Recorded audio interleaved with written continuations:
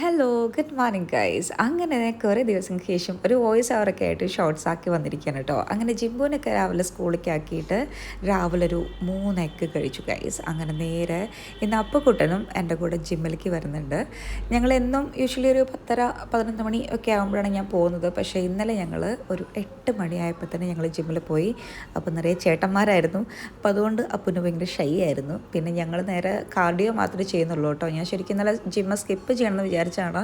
പക്ഷേ ആ ഒരു കണ്ടിന്യൂഷൻ പോയി കഴിഞ്ഞാൽ സീനാന്ന് വിചാരിച്ച് ഞാൻ വിചാരിച്ചു ഓക്കെ ജസ്റ്റ് കാർഡിയോയെങ്കിലും ചെയ്തിട്ട് വരാമെന്ന്. അപ്പോൾ എൻ്റെ ഒരു ഫേവറേറ്റ് സംഭവമാണ് കേട്ടോ. അപ്പോൾ ജിമ്മിൽ പോയി കഴിഞ്ഞാൽ ഈ ഒരു സംഭവം.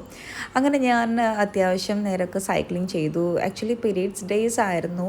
അപ്പം ഇന്നലെ എനിക്ക് കുറച്ച് കംഫർട്ട് തോന്നിയിട്ടുണ്ടായിരുന്നു കേട്ടോ സൈക്ലിംഗ് ചെയ്യുമ്പോൾ. അല്ലാന്നുണ്ടെങ്കിൽ പീരീഡ്സ് ഡേയ്സിൽ നമുക്ക് സൈക്ലിംഗ് ചെയ്യുമ്പോൾ കുറച്ച് ബുദ്ധിമുട്ടാണ്. പ്രത്യേകിച്ച് കപ്പ് വയ്ക്കുമ്പം കുറച്ച് ബുദ്ധിമുട്ടുണ്ട് കേട്ടോ.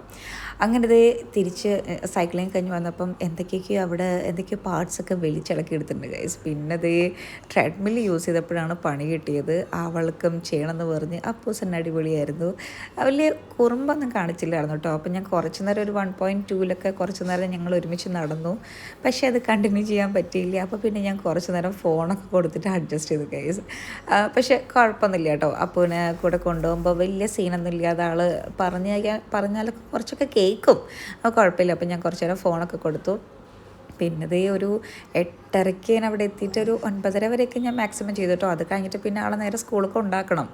അപ്പോൾ അതേ ആൾക്ക് നല്ല ഉറക്കമൊക്കെ വന്ന് അവിടെ ഇങ്ങനെ ഇരുന്ന് അഡ്ജസ്റ്റൊക്കെ ചെയ്തിട്ടൊക്കെ. ഇനിയിപ്പോൾ മൺഡേ നമുക്ക് പോകാൻ പറ്റില്ല, ട്യൂസ്ഡേ എനിക്ക് പോകാൻ പറ്റില്ല. കാരണം ട്യൂസ്ഡേ നമ്മൾ കണ്ടപ്പോൾ ഇവിടെ ബർത്ത്ഡേ ആണ്. പിന്നെ സൺഡേ ഇല്ല.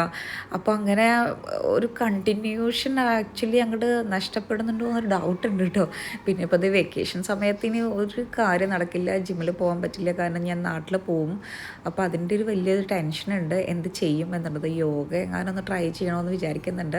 അങ്ങനെ തിരിച്ച് വന്നിട്ട് ഞാനൊരു പഴം എടുത്തത് കേട്ടോ. പിന്നെ ഇന്നലെ ഞാനൊരു ഫേസ് പാക്കിൻ്റെ ഒരു വീഡിയോ ചെയ്തിട്ടുണ്ടായിരുന്നു.